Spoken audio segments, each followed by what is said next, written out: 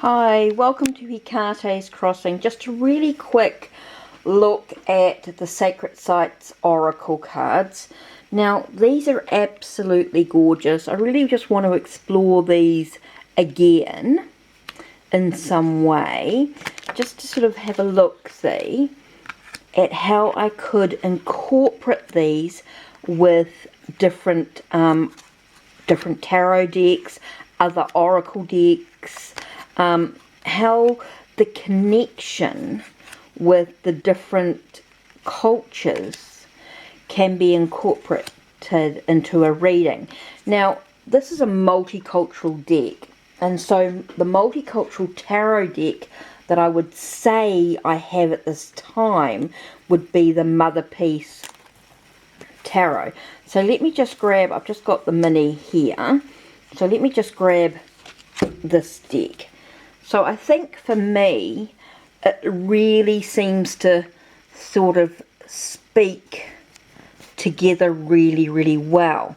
Now it's a bit hard at this time for me to do a reading like this with this camera, but I just want to sort of show you some of the sort of the imagery, the colours together, you know, and how they sort of seem to really have that energy, that vibration, if you like. So it's a bit hard to sort of show you everything, but just sort of give you an idea of some of it. This is just a really quick look, and I am going to do a reading, but I will do them on the in another video. And I may actually end up putting it all together as one, but I will have to use the other camera, and unfortunately you're not going to be able to then see, maybe not as clearly as I would like, the imagery, but I just wanted to give you an idea of how well these two decks go together. Anyway, so that's it from me. I'll be back shortly. Okay, now I'm back with the Sacred Sites Oracle and the Mother Peace Tarot. So let's have a look at what oracle card do I get. Okay.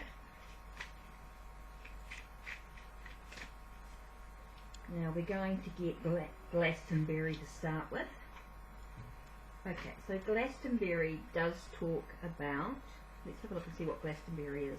See, what I like to do is just have a look and see what Glastonbury actually means. Now that's page 48. So it gives us an idea. It's about blossoming, so it's about growing within one's journey, right? So Glastonbury is in Somerset in England. Now, we could look at the past of the situation, we can look at the present of the situation, or we can look towards the future, or your potential. So depending on sort of what your question is in regards to your thoughts, looking at the different areas of the imagery. So we look at the lower world, so we look at the past. Just talk about, for hundreds of years, Avalon, the Isle of Enchantment, has been identified with Glastonbury, named after the demigod Avalok, ruler of the underworld. Avalon was the place from which the dead embarked for the other world. Contemplate the Grail Maiden now as she offers you a cup of holy water, inviting you to take a sip and connect with your inner divine feminine. The Grail was originally sacred to goddess worship, but became entwined with the story of Christ's late supper. Joseph of Arimathea, who assisted at Christ's burial, brought such a vessel here, filled it with Christ's blood, and burned it at the entrance to the underworld. If you struggled in youth against attempts to educate and culturally condition you, you may have benefited from the natural earth powers of the site, which can allow you to absorb information in a different way. It is time to reawaken your gifts of psychic wisdom and harness them to gain better understanding. Start with the scrying ritual. okay? Or you can go into the middle, okay? The Celtic name of the Tor, the great hill of Glastonbury, was Jens Winklin, meaning Isle of Glass, and it was said that Gwenapnut, the fairy folk's god of the dead, seen on this card as an owl, okay, is the owl there, lived in a glass castle within the hill. Many legends are associated with Glastonbury, such as those of Joseph of Arimathea, who is said to have brought his young nephew, Jesus Christ, here. At Glastonbury he planted his staff, which grew into the holy thorn, whose flowering represented the birth of Christianity in Britain. Joseph is also credited with founding Glastonbury Abbey, where King Arthur and Queen Guinevere are said to be buried. One day Arthur will awaken to defend us. What aspects in your life need awakening right now? Or we go into the upper world, which talks about potential. The tower on the Tor is all that remains of a church named for Michael, the mighty archangel who battles confusion. A carving on this tower honours the goddess Bridget in the form of St. Bridget. The tower marks the point where the ley lines of Michael and Bridget intersect. The heart chakra of the world. The zodiac ring on the card. Oh yeah, the zodiac ring on the card. That's around the edges here. Sorry. Zodiac ring on the card refers to the huge map of stars embedded in the Glastonbury landscape, said to allow communication with the heavens. With great practice, teleportation is possible. Try and imagine travelling through the mist of Avalon from the Chalice Hill to the Tor, then rising up to the planets in the upper world. Antlers instill the male energy of the god of the forest, the green man whose protection balance the female energies of the lower world, Grail Maiden. Glastonbury is the point where the powers of Michael and Bridget, of the green man and the Grail Maiden, of the divine masculine and the divine feminine, meld together, offering a complete picture and allowing the seeds of knowledge to blossom into the flowers and fruits of understanding and wisdom. So there is a scrying ritual to connect with Avalon, which you could try here, which I'm not going to go into too much detail. But anyway, so we've looked at the word blossoming, so things growing, things developing within our journey, right? So we could ask, what do we need to know in regards to our growth, our and we have the Death card here, and we have the Shaman of Swords. Interesting. So we have the Death card here, so we're looking at the transformation and the changes taking place. And to me, the Shaman of Swords is that sense of, when I look at this, I'm getting a sense of an awareness that is beyond perception. It's beyond what we would normally see or perceive in this world. It seems beyond that. It really is a higher awareness in some way. Interesting. So we have this transformation, and it does bring us, as we grow and develop, into this sense of higher awareness on some level. So I love the way that these two decks really work really well together in that way. Now, I do have decks that are specifically cultural, or the other thing is I have a lot of sort of goddess type decks that I think would be absolutely gorgeous working with this oracle deck, in no matter which way we want to connect. So let's have a look and see what other, let's have a look and see. It's interesting to see what comes out in these decks. Here we have Denali. Okay, so we look at the words Denali. This is what I like to do, is like to have a look and see what actually comes out first with this deck.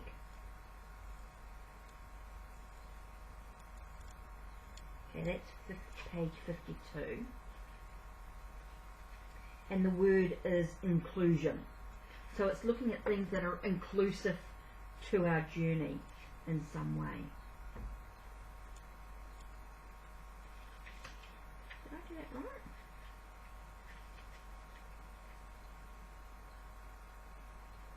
Yeah, it says Denali, USA. Okay, so it does talk about inclusion. It does think about things being inclusion. So I could think about like even the divine feminine. Do I look at here a deck like this, or oops, let me just grab the goddess decks that I have here. So let me just journey to the goddess realm and goddess power.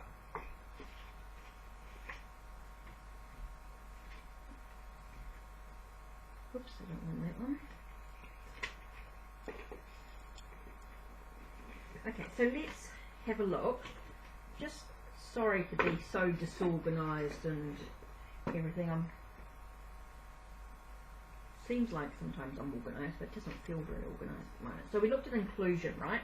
So let's start with the divine feminine and see what message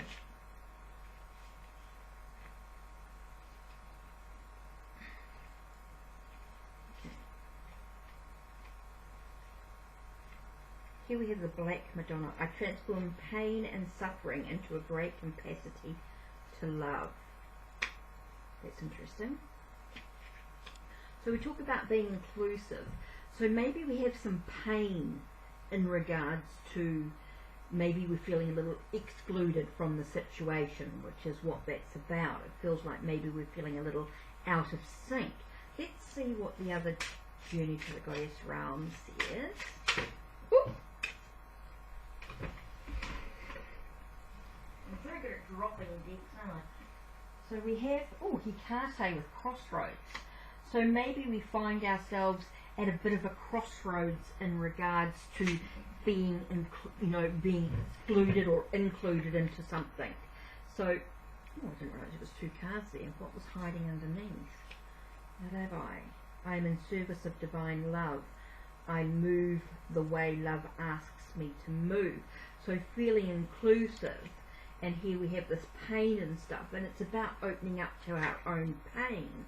Again, we might find ourselves at a bit of a crossroads with what's actually going on for us at this time, with being included or excluded from something. It sort of says, as we may be feeling included, we want to feel included in something, we want to feel like something's inclusive of us, and yet we feel we're at a crossroads. So let's see what Goddess Power card we have. We have Ocean with generosity. So maybe it's about opening our heart. Okay, maybe we need to feel like we're including many others. So yes, we might be feeling we're going through some pain. We might be feeling as though we need to open our heart to allow us to be of service to others, to open ourselves. And I think that goes really well with this generosity. It does really well. It's just a reminder to, yes, we might feel at times that we're at crossroads because of this inclusion or being sorry, a bit of a cough there. Not being included in the situation. Maybe we feel like we're being left out of what's going on, which is why we feel this inner pain. I love the way these decks work really, really well.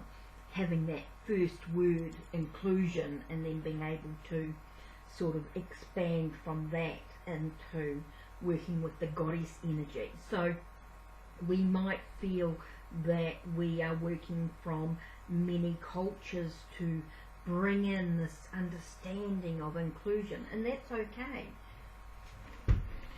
I don't think it, I love the way that sort of connects, like the messages, so we can choose where we are and what we're doing with the cards. And that's just one way I want to sort of show you that even though they may not be the same culture in any way, they're all aspects of the same culture. So maybe we need to look at a little bit more about this card. Maybe we need to dive a little bit more into, you know, what does the mountain mean? What does the walrus's hair mean? The whale's tail? All that sort of stuff may come into. Actually looks like Sedona. But anyway, so let me have a look a little bit more about this Denali. I don't know if it was the goddess. Is that what I thought about before? Now it was 50 something, wasn't it? 50. Yeah, here we go. Okay, it talks about, yes, it is Sedna's, sorry. Sedna's was the goddess here that I thought about in here. So it does talk about calling on Sedna as well. So I just wanted to check that because that was sort of racking in my brain there. I thought that was what it was. So there we are. A little bit of something a little different, working with the goddess energy with this deck, with the deck. Just, you know, just pulling one card could be one way of doing it. Let's see what happens if we were able to, I think if we were going to choose a, choose one deck maybe to work with this. So, you know, if we were going to pull in more cards, I think I have to, you know, it's about being able to take your time, read the messages from the card, you know, from the book. I think, you know, these authors, they take such pride in their books, and I think it's really important. So we have Chichen Itza here, and so we also have Shamanka here. So let's have a look at these two. Now I know they take me a little bit of time to sort of look at what they are.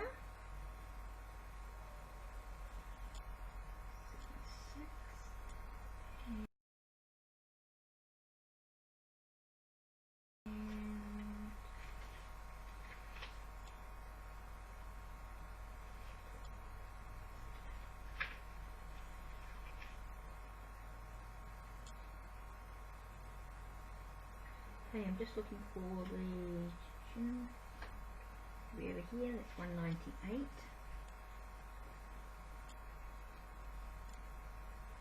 Okay, so to remember this, okay, the word is self-worth. So we're focusing on self-worth for oneself, okay? You know, how do we feel about ourselves? What's our value to who we are? You know, what's our own, you know, what do we think of ourselves?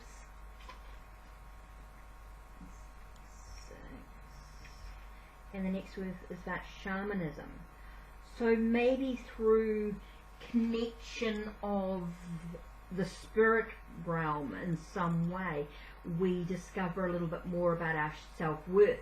So this is asking us to sort of dive a little deeper. So we might go, okay, that's interesting. I've looked at myself, you know, I want to look at my self-worth, and it's sort of talking about going into the spirit realm in some way, dealing with shamanism. Maybe we need to connect with animals on some way, and maybe we need to connect with the spirit realm.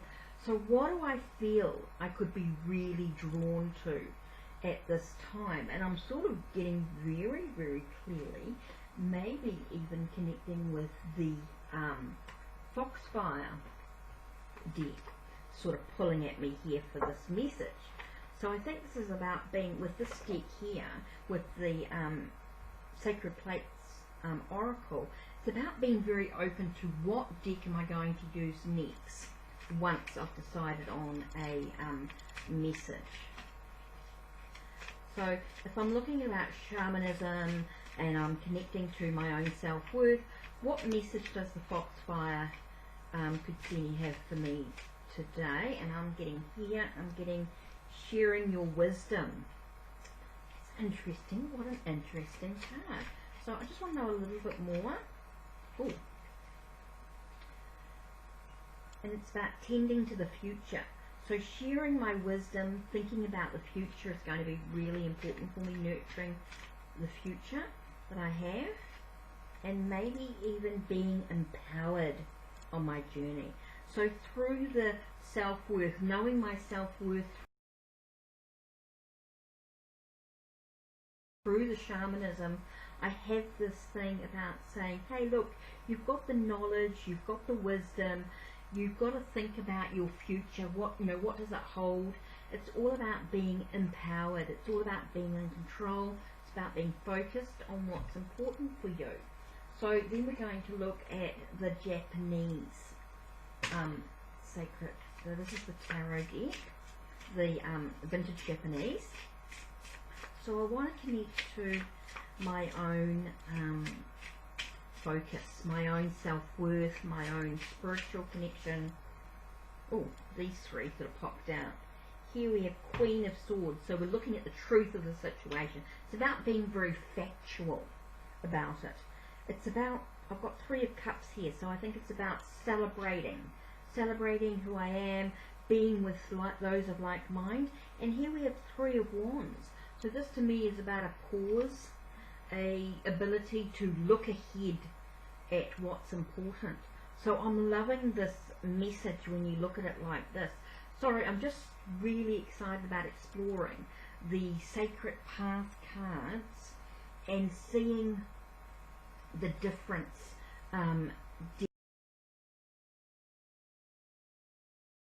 decks and seeing how they sort of fly together in some way.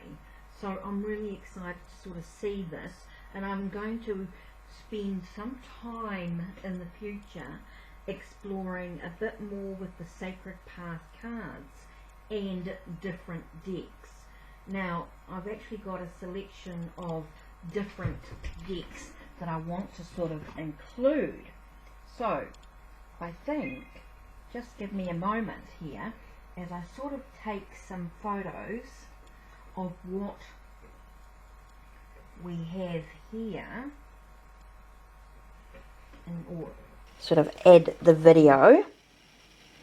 You can see that I'm sort of taking a bit more of the decks that I actually have that I want to explore. You'll see that the manga tarot here, my New Zealand selection, is all here and yet to be discovered. The Norse decks with the Sacred Sites Oracle. There's the shamanic medicine and the Native American tarot. The Santa Muerte, maybe explore that. The Primordial Tarot, the Silver Witchcraft Tarot. So those are the decks that I want to sort of explore with a bit more of the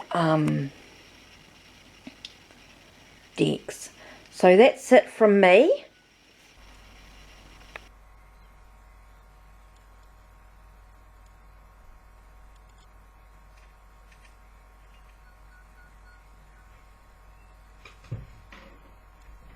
So yeah, that's it from me. Take care and blessed be for now.